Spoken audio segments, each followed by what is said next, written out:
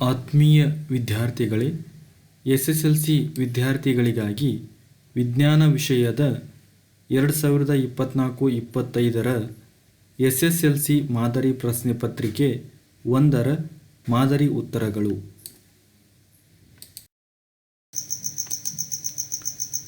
ಭಾಗ ಎ ಭೌತವಿಜ್ಞಾನ. ಈ ಕೆಳಗಿನ ಪ್ರಶ್ನೆಗಳಿಗೆ ಅಥವಾ ಅಪೂರ್ಣ ಹೇಳಿಕೆಗಳಿಗೆ 4 ಪರ್ಯಾಯ ಉತ್ತರಗಳನ್ನು ನೀಡಲಾಗಿದೆ. ಅವುಗಳಲ್ಲಿ ಸೂಕ್ತವಾದ ಒಂದು ಉತ್ತರವನ್ನು ಆರಿಸಿ ಅದರ ಕ್ರಮಾಕ್ಷರದೊಡನೆ ಪೂರ್ಣ ಉತ್ತರವನ್ನು ಬರೆಯಿರಿ. ಪ್ರಶ್ನೆ 1. ಗೋಳೀಯ ದರ್ಪಣದ ಪ್ರತಿಫಲಿಸುವ ಮೇಲ್ಮೈನ ಕೇಂದ್ರ, ವಕ್ರತಾ ಕೇಂದ್ರ, ಧ್ರುವ, ವಕ್ರತಾ ತ್ರಿಜ್ಯ, ಅಪರ್ಚರ್. ಸರಿಯಾದ ಉತ್ತರ ಬಿ, ಧ್ರುವ. ಓಮನ ನಿಯಮವು ಇವುಗಳ ನಡುವಣ ಸಂಬಂಧವನ್ನು ಕೊಡುತ್ತದೆ. ವಿಭವಾಂತರ ಮತ್ತು ವಿದ್ಯುದಾವೇಶ, ವಿಭವಾಂತರ ಮತ್ತು ರೋಧ, ವಿದ್ಯುತ್ ಪ್ರವಾಹ ಮತ್ತು ವಿಭವಾಂತರ, ವಿದ್ಯುತ್ ಪ್ರವಾಹ ಮತ್ತು ವಿದ್ಯುತ್ ಸಾಮರ್ಥ್ಯ. ಸರಿಯಾದ ಉತ್ತರ ವಿದ್ಯುತ್ ಪ್ರವಾಹ ಮತ್ತು ವಿಭವಾಂತರ. ಕೆಳಗಿನ ಪ್ರಶ್ನೆಗಳಿಗೆ ಉತ್ತರಿಸಿ. ವಿದ್ಯುತ್ ಮಂಡಲದಲ್ಲಿ ಉಪಯೋಗಿಸುವ ರಿಯೋಸ್ಟ್ಯಾಟ್ನ ಅಥವಾ ಬದಲಾಯಿಸಬಹುದಾದ ರೋಧ ಚಿಹ್ನೆಯ ಚಿತ್ರವನ್ನು ಬರೆಯಿರಿ. ರಿಯೋಸ್ಟ್ಯಾಟ್ ಅಥವಾ ಬದಲಾಯಿಸಬಹುದಾದ ರೋಧ. ಕಾಂತೀಯ ಬಲರೇಖೆಗಳ ಯಾವುದಾದರೂ 2 ಗುಣಗಳನ್ನು ಬರೆಯಿರಿ. ಕಾಂತೀಯ ಬಲರೇಖೆಗಳು ಉತ್ತರ ಧ್ರುವದಲ್ಲಿ ಉತ್ಸರ್ಜಿತವಾಗಿ ದಕ್ಷಿಣ ಧ್ರುವದಲ್ಲಿ ವಿಲೀನಗೊಳಿಸುತ್ತವೆ. ಕಾಂತೀಯ ಒಳಭಾಗದಲ್ಲಿ ದಕ್ಷಿಣ ಧ್ರುವದಲ್ಲಿ ಉತ್ಸರ್ಜಿತವಾಗಿ ಉತ್ತರ ಧ್ರುವದಲ್ಲಿ ವಿಲೀನಗೊಳಿಸುತ್ತವೆ. ಕಾಂತೀಯ ಬಲರೇಖೆಗಳು ಆವೃತ ಜಾಲಗಳಾಗಿವೆ. ಕಾಂತೀಯ ಬಲರೇಖೆಗಳ ಸಾಂದ್ರತೆ ಹೆಚ್ಚಾದಲ್ಲಿ ಕಾಂತಕ್ಷೇತ್ರದ ಬಲವು ಹೆಚ್ಚಾಗುತ್ತದೆ.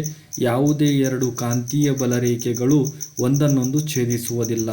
ಇವುಗಳಲ್ಲಿ ಯಾವುದಾದರೂ 2 ಬರೆಯಬಹುದು. ಕೆಳಗಿನ ಪ್ರಶ್ನೆಗಳಿಗೆ ಉತ್ತರಿಸಿ. ಪ್ರಶ್ನೆ 5. ದೂರದೃಷ್ಟಿ ಅಥವಾ ಹೈಪರ್ಮೆಟ್ರೋಪಿಯಾ ಎಂದರೇನು? ಈ ದೋಷ ಉಂಟಾಗಲು 2 ಕಾರಣಗಳನ್ನು ತಿಳಿಸಿ. ಉತ್ತರ. ದೂರದ ವಸ್ತುಗಳು ಸ್ಪಷ್ಟವಾಗಿ ಕಾಣುತ್ತವೆ, ಆದರೆ ಸಮೀಪದ ವಸ್ತುಗಳು ಸ್ಪಷ್ಟವಾಗಿ ಕಾಣುವುದಿಲ್ಲ. ಈ ದೋಷವನ್ನು ದೂರದೃಷ್ಟಿ ದೋಷ ಎನ್ನುವರು. ಈ ದೋಷ ಉಂಟಾಗಲು 2 ಕಾರಣಗಳು. 1. ಕಣ್ಣಿನ ಮಸೂರದ ಸಂಗಮ ದೂರ ಉದ್ದವಾಗಿರುವುದು. 2. ಕಣ್ಣುಗುಡ್ಡೆಯು ಅತಿ ಚಿಕ್ಕದಾಗಿರುವುದು. ಕೆಳಗೆ ಕೊಟ್ಟಿರುವ ಮಂಡಲದ ಚಿತ್ರವನ್ನು ಗಮನಿಸಿ ಕೊಟ್ಟಿರುವ ಪ್ರಶ್ನೆಗಳಿಗೆ ಉತ್ತರಿಸಿ. 1. X ಮತ್ತು Y ಬಿಂದುಗಳ ಸುತ್ತಲೂ X ಮತ್ತು Y ಬಿಂದುಗಳ ಸುತ್ತಲೂ ಉಂಟಾಗುವ ಕಾಂತಕ್ಷೇತ್ರದ ದಿಕ್ಕನ್ನು ತಿಳಿಸಿ.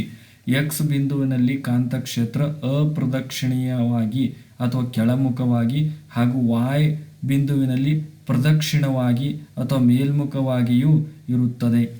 ಕಾಂತಕ್ಷೇತ್ರದ ದಿಕ್ಕನ್ನು ನಿರ್ಧರಿಸಲು ಸಹಾಯ ಮಾಡಿದ ನಿಯಮವನ್ನು ನಿರೂಪಿಸಿ. ಬಲಗೈನ ಹೆಬ್ಬೆರಳು ನಿಯಮ. ನಿಮ್ಮ ಬಲಗೈನಲ್ಲಿ ವಿದ್ಯುತ್ ಪ್ರವಹಿಸುತ್ತಿರುವ ನೇರವಾದ ಒಂದು ವಾಹಕವನ್ನು ಹಿಡಿದಿರುವಿರಿ ಎಂದು ಭಾವಿಸಿ. ಆಗ ಹೆಬ್ಬೆರಳು ವಿದ್ಯುತ್ ಪ್ರವಾಹದ ದಿಕ್ಕನ್ನು, ಉಳಿದ ಬೆರಳುಗಳು ಕಾಂತಕ್ಷೇತ್ರದ ಕಾಂತೀಯ ಬಲರೇಖೆಗಳ ದಿಕ್ಕನ್ನು ಸೂಚಿಸುತ್ತವೆ.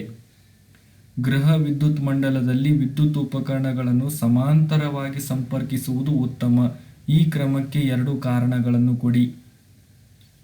ಉತ್ತರ. ವಿದ್ಯುತ್ ಪ್ರವಾಹವನ್ನು ವಿಭಜಿಸುತ್ತದೆ. ಒಟ್ಟು ರೋಧ ಕಡಿಮೆ ಮಾಡಬಹುದು. ವಿಭಿನ್ನ ವಿದ್ಯುತ್ ಪ್ರವಾಹ ಅಗತ್ಯವಿದ್ದಾಗ ಇದು ಸಹಾಯಕವಾಗಿದೆ. ಈ ಜೋಡಣೆಯಲ್ಲಿ ಒಂದು ಉಪಕರಣ ಹಾಳಾದರೆ ಉಳಿದವುಗಳು ಕಾರ್ಯನಿರ್ವಹಿಸುತ್ತಿರುತ್ತವೆ. ಕೆಳಗಿನ ಪ್ರಶ್ನೆಗಳಿಗೆ ಉತ್ತರಿಸಿ. ಪ್ರಶ್ನೆ 8. ಒಂದು ವಸ್ತುವನ್ನು P ನ ಮಸೂರದ 2F1 ನಲ್ಲಿ ಇರಿಸಿದಾಗ ಉಂಟಾಗುವ ಪ್ರತಿಬಿಂಬವನ್ನು ತೋರಿಸುವ ರೇಖಾಚಿತ್ರ ಬರೆಯಿರಿ. ಉಂಟಾದ ಪ್ರತಿಬಿಂಬದ ಸ್ಥಾನ ಮತ್ತು ಸ್ವಭಾವಗಳನ್ನು ತಿಳಿಸಿ. 2F1 ನಲ್ಲಿ ವಸ್ತುವನ್ನು ಇರಿಸಿದಾಗ ಪ್ರತಿಬಿಂಬದ ಸ್ಥಾನ 2F2 ನಲ್ಲಿ ಮೂಡುತ್ತದೆ. ಪ್ರತಿಬಿಂಬದ ಗಾತ್ರ ಸಮಾನ ಗಾತ್ರವಾಗಿದೆ. ಪ್ರತಿಬಿಂಬದ ಸ್ವಭಾವ ಸತ್ಯ ಮತ್ತು ತಲೆಕೆಳಗಾದ. ಬೆಳಕಿನ ವರ್ಣ ವಿಭಜನೆ ಎಂದರೇನು? ನಿಸರ್ಗದಲ್ಲಿ ಕಾಮನಬಿಲ್ಲಿನ ಉಂಟಾಗುವಿಕೆಯನ್ನು ವಿವರಿಸಿ. ಉತ್ತರ.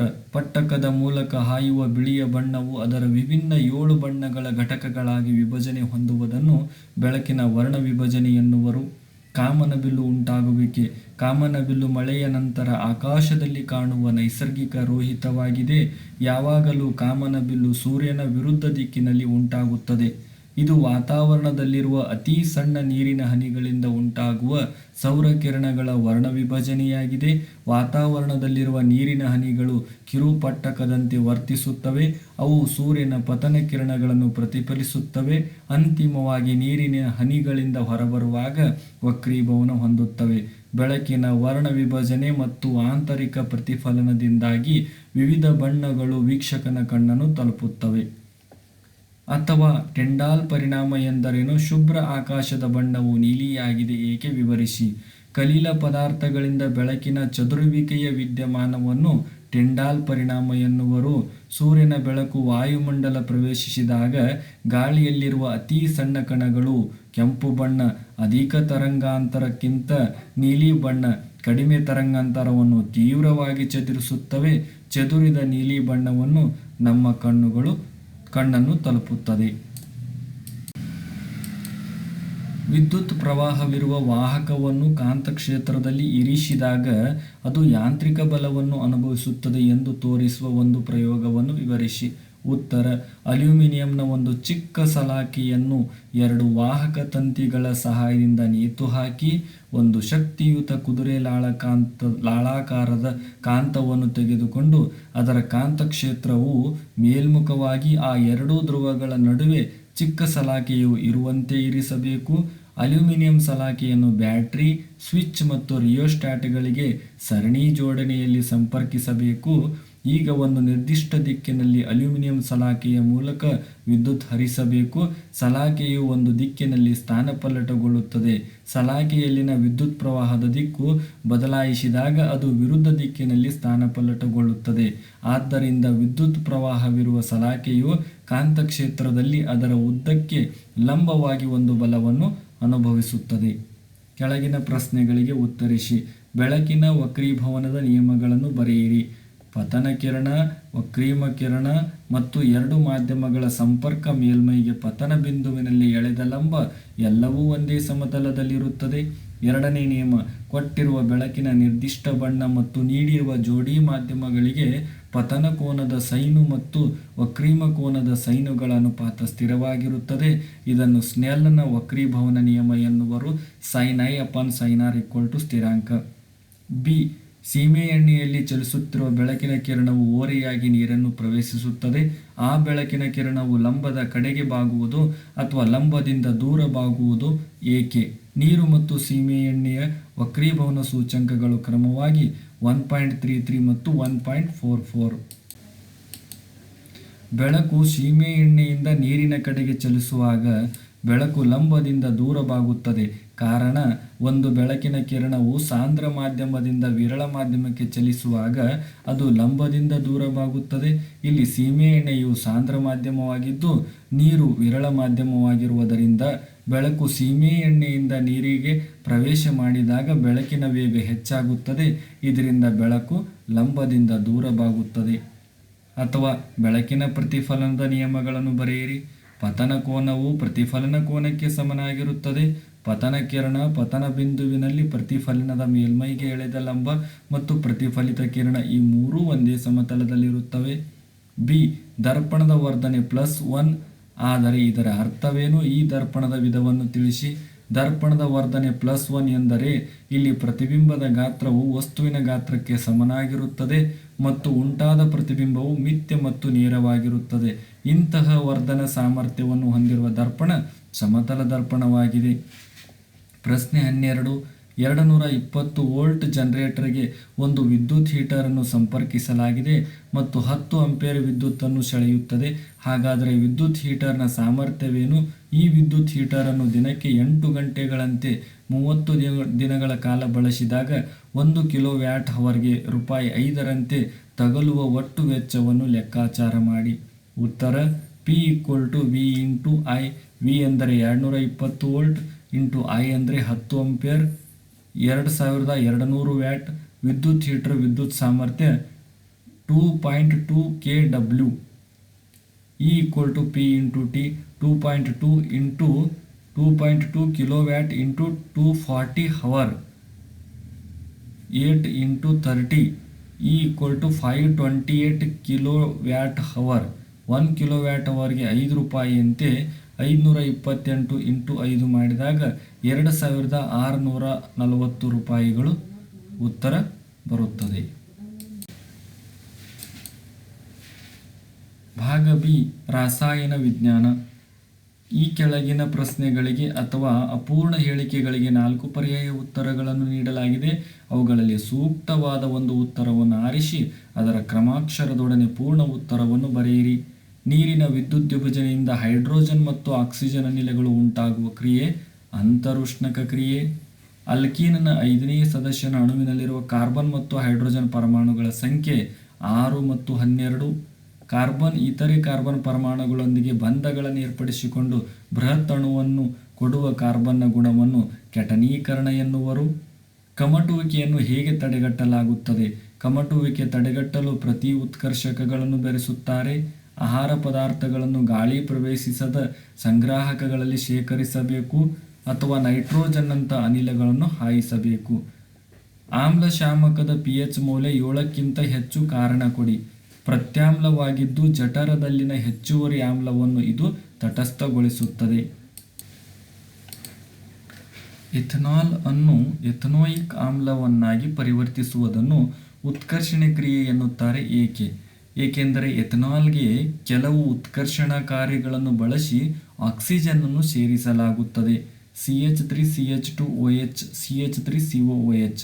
ಪ್ರತ್ಯಾಮ್ಲೀಯ ಪೊಟ್ಯಾಷಿಯಂ ಪರ್ ಮ್ಯಾಂಗನೇಟ್ ಅಥವಾ ಪೊಟ್ಯಾಷಿಯಂ ಡೈಕ್ರೋಮೇಟ್ ಬಳಸಿ ಶಾಖದಿಂದ ಎಥನಾಲ್ ಅನ್ನು ಎಥನೋಯಿಕ್ ಆಮ್ಲವನ್ನಾಗಿ ಉತ್ಕರ್ಷಿಸಲಾಗುತ್ತದೆ.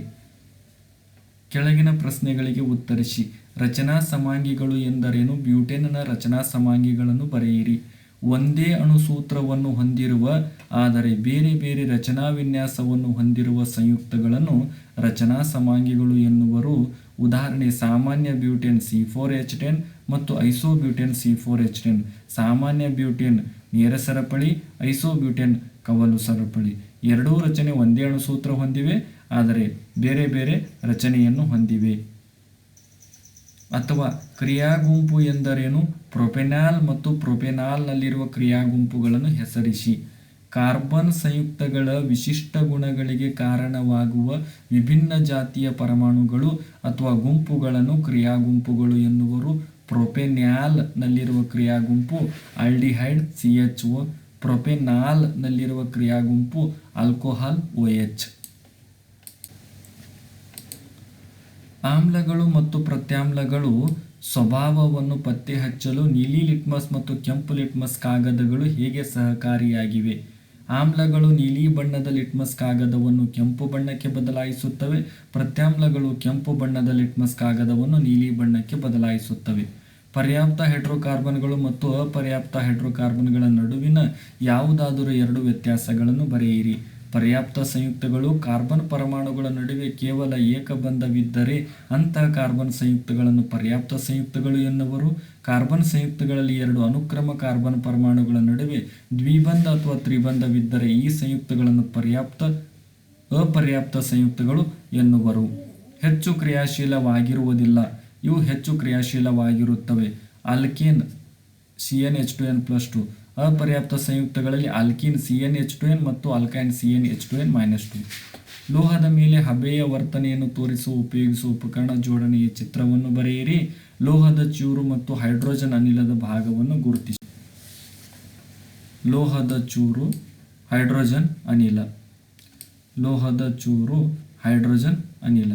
ಕೆಳಗಿನ ರಾಸಾಯನಿಕ ಕ್ರಿಯೆಗಳಿಗೆ ಸರಿದೂಗಿಸಿದ ರಾಸಾಯನಿಕ ಸಮೀಕರಣಗಳನ್ನು ಬರೆಯಿರಿ. ನೈಸರ್ಗಿಕ ಅನಿಲದ ದಹನ CH4+2O2 is giving rise to CO2+2H2O. Potassium ಲೋಹ ನೀರಿನೊಂದಿಗೆ ವರ್ತಿಸುವುದು 2K+2H2O is giving rise to 2KOH+2H2. ತಾಮ್ರದ ಸಲ್ಫೇಟ್ ದ್ರಾವಣದೊಂದಿಗೆ ಕಬ್ಬಿಣ ವರ್ತಿಸುವುದು Fe+CuSO4 is giving rise to FeSO4+Cu. ಅಥವಾ ಬೇರಿಯಂ ಕ್ಲೋರೈಡ್ ದ್ರಾವಣವು ಅಲ್ಯೂಮಿನಿಯಂ ಸಲ್ಫೇಟ್ ದ್ರಾವಣದೊಂದಿಗೆ ವರ್ತಿಸುವ ಕ್ರಿಯೆಯು ಯಾವ ವಿಧದ ರಾಸಾಯನಿಕ ಕ್ರಿಯೆಯಾಗಿದೆ? ಈ ಕ್ರಿಯೆಗೆ ಸರಿದೂಗಿಸಿದ ರಾಸಾಯನಿಕ ಸಮೀಕರಣವನ್ನು ಬರೆಯಿರಿ. ರಾಸಾಯನಿಕ ಕ್ರಿಯೆಯ ವಿಧ ದ್ವಿಸ್ಥಾನಪಲ್ಲಟ ಕ್ರಿಯೆ. ಏಕೆಂದರೆ ಪ್ರತಿವರ್ತಕಗಳ ನಡುವೆ ಅಯಾನುಗಳ ವಿನಿಮಯ ನಡೆಯುವ ಕ್ರಿಯೆಯನ್ನು ದ್ವಿಸ್ಥಾನಪಲ್ಲಟ ಕ್ರಿಯೆ ಎನ್ನುವರು. ಸಮೀಕರಣ Al2SO4 plus 3BaCl2 is giving rise to 2AlCl3 plus 3BaSO4. NaOH, CaOH twice H2 ಮತ್ತು Cl2 ವಸ್ತುಗಳನ್ನು ನಿಮಗೆ ನೀಡಲಾಗಿದೆ. ಇವುಗಳಲ್ಲಿ ಯಾವ ವಸ್ತುವನ್ನು ಆಯ್ಕೆ ಮಾಡಿಕೊಂಡು ಬ್ಲೀಚಿಂಗ್ ಪುಡಿಯನ್ನು ತಯಾರಿಸುವಿರಿ? ಬ್ಲೀಚಿಂಗ್ ಪುಡಿಯ ರಾಸಾಯನಿಕ ಹೆಸರು ಮತ್ತು ಅಣುಸೂತ್ರವನ್ನು ಬರೆಯಿರಿ ಮತ್ತು ಅದರ ಎರಡು ಉಪಯೋಗಗಳನ್ನು ತಿಳಿಸಿ. CaOH ಟ್ವೈಸ್ ಮತ್ತು Cl2 ವಸ್ತುವನ್ನು ಆಯ್ಕೆ ಮಾಡಿಕೊಂಡು ಬ್ಲೀಚಿಂಗ್ ಪುಡಿಯನ್ನು ತಯಾರಿಸಬಹುದು. ಶುಷ್ಕ ಅರಳಿದ ಸುಣ್ಣದೊಂದಿಗೆ ಕ್ಲೋರಿನ್ ವರ್ತನೆಯಿಂದ ಚಲುವೆ ಪುಡಿ ತಯಾರಿಸಲಾಗುತ್ತದೆ. CaOH twice plus Cl2 is giving rise to CaOCl2 plus H2O. Bleaching ಪುಡಿಯ ರಾಸಾಯನಿಕ ಹೆಸರು ಮತ್ತು ಅಣುಸೂತ್ರ. ರಾಸಾಯನಿಕ ಹೆಸರು ಕ್ಯಾಲ್ಸಿಯಂ ಆಕ್ಸಿಕ್ಲೋರೈಡ್, ಅಣುಸೂತ್ರ CaOCl2. ಉಪಯೋಗಗಳು: ಬಟ್ಟೆ ಕಾರ್ಖಾನೆಯಲ್ಲಿ ಹತ್ತಿ ಮತ್ತು ನಾರಿಗೆ ಬಿಳುಪು ನೀಡಲು, ಕಾಗದ ಕಾರ್ಖಾನೆಯಲ್ಲಿ ಮರದ ತಿರುಳಿಗೆ ಬಿಳುಪು ನೀಡಲು, ಲಾಂಡ್ರಿಯಲ್ಲಿ ತೊಳೆದ ಬಟ್ಟೆಗೆ ಬಿಳುಪು ನೀಡಲು, ರಾಸಾಯನಿಕ ಕಾರ್ಖಾನೆಗಳಲ್ಲಿ ಉತ್ಕರ್ಷಣಕಾರಿಯಾಗಿ ಕುಡಿಯುವ ನೀರನ್ನು ಕ್ರಿಮಿಮುಕ್ತಗೊಳಿಸಲು ಸೋಂಕುನಾಶಕವಾಗಿ ಉಪಯೋಗಿಸುತ್ತಾರೆ. ಸಲ್ಫೈಡ್ ಅದಿರಿನಿಂದ ಸತುವಿನ ಉದ್ಧರಣೆಯನ್ನು ವಿವರಿಸಿ. ಸಲ್ಫೈಡ್ ಅದುರನ್ನು ಆಕ್ಸೈಡ್ ಅನ್ನಾಗಿ ಪರಿವರ್ತಿಸಲು ಅಧಿಕ ಪ್ರಮಾಣದ ಗಾಳಿಯಲ್ಲಿ ಹೆಚ್ಚಿನ ಉಷ್ಣತೆಯಲ್ಲಿ ಕಾಯಿಸಬೇಕು. 2ZnS plus 3O2 is giving rise to 2ZnO plus 2SO2. ಸತುವಿನ ಆಕ್ಸೈಡ್ ಅನ್ನು ಕಾರ್ಬನ್ನೊಂದಿಗೆ ಕಾಯಿಸಿದಾಗ ಅದು ಅಪಕರ್ಷಿಸಲ್ಪಟ್ಟು ಸತುವಾಗುತ್ತದೆ. ZnO plus C is giving rise to Zn plus CO. ಎಲೆಕ್ಟ್ರಾನ್ಗಳ ವರ್ಗಾವಣೆಯಿಂದ ಸೋಡಿಯಂ ಕ್ಲೋರೈಡ್ ಅಣುವಿನ ಉಂಟಾಗುವಿಕೆಯನ್ನು ತೋರಿಸಿ. Sodium 281 is giving rise to Na plus plus E minus. Na28 sodium ಧನ ಅಯಾನು. Cl 287 plus E minus. Cl minus 288 chloride ಋಣ ಅಯಾನು. Na 1 electron, Cl 7 electron. Sodium 1 electron ಕ್ಲೋರಿನ್ಗೆ ಕೊಟ್ಟಾಗ Na ಪ್ಲಸ್ Cl 8 ಎಲೆಕ್ಟ್ರಾನ್ಗಳು ಸೋಡಿಯಂ ಕ್ಲೋರೈಡ್ ಉಂಟಾಗುತ್ತದೆ. ಭಾಗ ಸಿ ಜೀವವಿಜ್ಞಾನ. ಈ ಕೆಳಗಿನ ಪ್ರಶ್ನೆಗಳಿಗೆ ಅಥವಾ ಅಪೂರ್ಣ ಹೇಳಿಕೆಗಳಿಗೆ 4 ಪರ್ಯಾಯ ಉತ್ತರಗಳನ್ನು ನೀಡಲಾಗಿದೆ. ಅವುಗಳಲ್ಲಿ ಸೂಕ್ತವಾದ ಒಂದು ಉತ್ತರ ಆರಿಸಿ ಅದರ ಕ್ರಮಾಕ್ಷರ ಧೋರಣೆ ಪೂರ್ಣ ಉತ್ತರವನ್ನು ಬರೆಯಿರಿ. ಪ್ಲಾಸ್ಮೋಡಿಯಂನಲ್ಲಿ ಸಂತಾನೋತ್ಪತ್ತಿಯ ಕ್ರಿಯೆಯ ವಿಧ: ಮೊಗ್ಗುವಿಕೆ, ತುಂಡರಿಕೆ, ಕಾಯಜ ಸಂತಾನೋತ್ಪತ್ತಿ, ಬಹುವಿದಳನ. ಸರಿಯಾದ ಉತ್ತರ ಬಹುವಿದಳನ. ಪೈರುವೇಟ್ ಕೋಶರಸದಲ್ಲಿ ಸ್ನಾಯುಕೋಶಗಳು X ಪ್ಲಸ್ ಶಕ್ತಿ. ಇಲ್ಲಿ X ಪ್ರತಿನಿಧಿಸುವುದು ಆಕ್ಸಿಜನ್, ಇಥನಾಲ್, ಲ್ಯಾಕ್ಟಿಕ್ ಆಮ್ಲ, ಕಾರ್ಬನ್ ಮೊನಾಕ್ಸೈಡ್. ಸರಿಯಾದ ಉತ್ತರ ಲ್ಯಾಕ್ಟಿಕ್ ಆಮ್ಲ. ಚಿತ್ರ ಎ ಮತ್ತು ಬಿ ಯಲ್ಲಿ ಕೊಟ್ಟಿರುವ ಸ್ತ್ರೀ ಸಂತಾನೋತ್ಪತ್ತಿ ವ್ಯೂಹದ ರಚನೆಗಳನ್ನು ಗಮನಿಸಿ. ಈ ಚಿತ್ರಗಳಿಗೆ ಸಂಬಂಧಿಸಿದ ಸರಿಯಾದ ಹೇಳಿಕೆ: ಎರಡೂ ರಚನೆಗಳಲ್ಲಿಯೂ ಅಂಡಾಣುವಿನ ನಿಷೇಚನ ಸಾಧ್ಯವಿದೆ. ಚಿತ್ರ ಬಿ ರಚನೆಯಲ್ಲಿ ಮಾತ್ರ ಅಂಡಾಣುವಿನ ನಿಷೇಚನ ಸಾಧ್ಯವಿದೆ. ಚಿತ್ರ ಎ ರಚನೆಯಲ್ಲಿ ಮಾತ್ರ ಅಂಡಾಣುವಿನ ನಿಷೇಚನ ಸಾಧ್ಯವಿದೆ. ಎರಡೂ ರಚನೆಗಳಲ್ಲಿಯೂ ಅಂಡಾಣುವಿನ ನಿಷೇಚನೆ ಸಾಧ್ಯವಿಲ್ಲ. ಸರಿಯಾದ ಉತ್ತರ ಸಿ. ಚಿತ್ರ ಎ ರಚನೆಯಲ್ಲಿ ಮಾತ್ರ ನಿಷೇಚನ ಸಾಧ್ಯವಿದೆ. ಈ ಕೆಳಗಿನ ಪ್ರಶ್ನೆಗಳಿಗೆ ಉತ್ತರಿಸಿ. ತೆರೆದ ಪತ್ರರಂಧ್ರದ ಚಿತ್ರವನ್ನು ಬರೆಯಿರಿ. ತೆರೆದ ಪತ್ರರಂಧ್ರದ ಚಿತ್ರ. ಲೈಂಗಿಕ ಸಂತಾನೋತ್ಪತ್ತಿಯು ಹೆಚ್ಚು ಭಿನ್ನತೆಗಳನ್ನು ಉಂಟು ಮಾಡುತ್ತದೆ ಏಕೆ? ಲೈಂಗಿಕ ಸಂತಾನೋತ್ಪತ್ತಿಯಲ್ಲಿ ಎರಡು ಜೀವಿಗಳ ಅನುವಂಶೀಯ ವಸ್ತುಗಳು ಸೇರುತ್ತವೆ ಅಥವಾ ಇಲ್ಲಿ ಗಂಡು ಮತ್ತು ಹೆಣ್ಣು ಲಿಂಗಾಣುಗಳ ಸಂಯೋಗದಿಂದ ಸಂತಾನೋತ್ಪತ್ತಿ ಉಂಟಾಗುತ್ತದೆ. ಜೈವಿಕ ವಿಘಟನೀಯವಲ್ಲದ ವಸ್ತುಗಳ ಬಳಕೆಯನ್ನು ಮಿತಗೊಳಿಸಲೇಬೇಕು ಏಕೆ? ಇವು ಮಣ್ಣು ಮತ್ತು ನೀರನ್ನು ಅಥವಾ ಪರಿಸರ ಮಲಿನಗೊಳಿಸುತ್ತವೆ. ಆಹಾರ ಸರಪಳಿಯಲ್ಲಿ ಜೈವಿಕ ಸಂವರ್ಧನೆಗೆ ಕಾರಣವಾಗುತ್ತವೆ. ಈ ಕೆಳಗಿನ ಪ್ರಶ್ನೆಗಳಿಗೆ ಉತ್ತರಿಸಿ. ಓಝೋನ್ ಪದರವು ಹೇಗೆ ಉಂಟಾಗಿದೆ? ಓಝೋನ್ ಪದರದ ರಕ್ಷಣೆ ಅತ್ಯಗತ್ಯವಾಗಿದೆ ಏಕೆ? ಕಾರಣಗಳನ್ನು ಕೊಡಿ. ಹೆಚ್ಚಿನ ತೀವ್ರತೆಯ ನೇರಳಾತೀತ ವಿಕಿರಣಗಳು ಕೆಲವು ಆಕ್ಸಿಜನ್ ಅಣುಗಳನ್ನು ಆಕ್ಸಿಜನ್ ಪರಮಾಣುಗಳಾಗಿ ವಿಭಜಿಸುತ್ತವೆ. ನಂತರ ಈ ಪರಮಾಣುಗಳು ಇತರ ಆಕ್ಸಿಜನ್ ಅಣುಗಳೊಂದಿಗೆ ಸೇರಿ O3 ಓಝೋನ್ ರೂಪುಗೊಳ್ಳುತ್ತದೆ. ಓಝೋನ್ ಪದರದ ರಕ್ಷಣೆ ಅತ್ಯಗತ್ಯವಾಗಿದೆ ಏಕೆಂದರೆ ಸೂರ್ಯನಿಂದ ಬರುವ ಹಾನಿಕಾರಕ ನೇರಳಾತೀತ ವಿಕಿರಣಗಳಿಂದ ಜೀವಿಗಳನ್ನು ರಕ್ಷಿಸುತ್ತದೆ. ಅಥವಾ ಜಲ ಪರಿಸರ ವ್ಯವಸ್ಥೆಯ ಆಹಾರ ಸರಪಳಿಗೆ ಒಂದು ಉದಾಹರಣೆ ಕೊಡಿ. 3ನೇ ಪೋಷಣ ಸ್ತರದಲ್ಲಿರುವ ಜೀವಿಗಳ ಸಂಖ್ಯೆಯು ಹೆಚ್ಚಾದರೆ ಇದು ಆ ಆಹಾರ ಸರಪಳಿಯ ಮೇಲೆ ಹೇಗೆ ಪರಿಣಾಮವನ್ನು ಬೀರುತ್ತದೆ? ಉದಾಹರಣೆಗೆ ಶೈವಲಗಳು, ಚಿಕ್ಕ ಮೀನುಗಳು, ದೊಡ್ಡ ಮೀನುಗಳು, ಜಲಪಕ್ಷಿಗಳು. 2ನೇ ಪೋಷಣ ಸ್ತರದಲ್ಲಿರುವ ಜೀವಿಗಳ ಸಂಖ್ಯೆ ಕಡಿಮೆಯಾಗುತ್ತದೆ. ಪರಿಸರದಲ್ಲಿ ಅಸಮತೋಲನ ಉಂಟಾಗುತ್ತದೆ. ದುಂಡನೆಯ ಬೀಜವನ್ನು ಉತ್ಪಾದಿಸುವ ಕ್ಯಾಪ್ಟುಲಾರ್ ಬಟಾಣಿ ಸಸ್ಯವನ್ನು ಸುಕ್ಕಾದ ಬೀಜವನ್ನು ಉತ್ಪಾದಿಸುವ ಸ್ಮಾಲ್ ಆರ್ ಬಟಾಣಿ ಸಸ್ಯದೊಂದಿಗೆ ಸಂಕಲನಗೊಳಿಸಲಾಗಿದೆ. F2 ಪೀಳಿಗೆಯಲ್ಲಿ ದೊರೆಯುವ ಫಲಿತಾಂಶವನ್ನು ಚೆಕ್ಕರ್ ಬೋರ್ಡ್ ಸಹಾಯದಿಂದ ತಿಳಿಸಿ ಸಸ್ಯ ವಿಧಗಳ ಜೀನ್ ಅನುಪಾತ ಬರೆಯಿರಿ. ದುಂಡನೆಯ ಬೀಜ ಕ್ಯಾಪ್ಯುಲಾರ್, ಸುಕ್ಕಾದ ಬೀಜ ಸ್ಮಾಲರ್. ಲಿಂಗಾಣುಗಳು ಕ್ಯಾಪ್ಯುಲಾರ್ F1 ತಳಿ ಪೀಳಿಗೆಯಲ್ಲಿ ಎಲ್ಲವೂ ಕೂಡ ಕ್ಯಾಪ್ಯುಲಾರ್ ಎಲ್ಲವೂ ದುಂಡನೆಯ ಸುಕ್ಕಾದ. F2 ಪೀಳಿಗೆಯಲ್ಲಿ ಕ್ಯಾಪ್ಯುಲಾರ್. ವ್ಯಕ್ತ ರೂಪದ ಅನುಪಾತ 3:1 ದುಂಡನೆಯ ಸುಕ್ಕಾದ. ಜೀನ್ ರೂಪದ ಅನುಪಾತ 1:2:1 ಶುದ್ಧ ದುಂಡನೆಯ ಶುದ್ಧ ಸುಕ್ಕಾದ. ಕ್ಯಾಪ್ಯುಲಾರ್ ಸ್ಮಾಲರ್.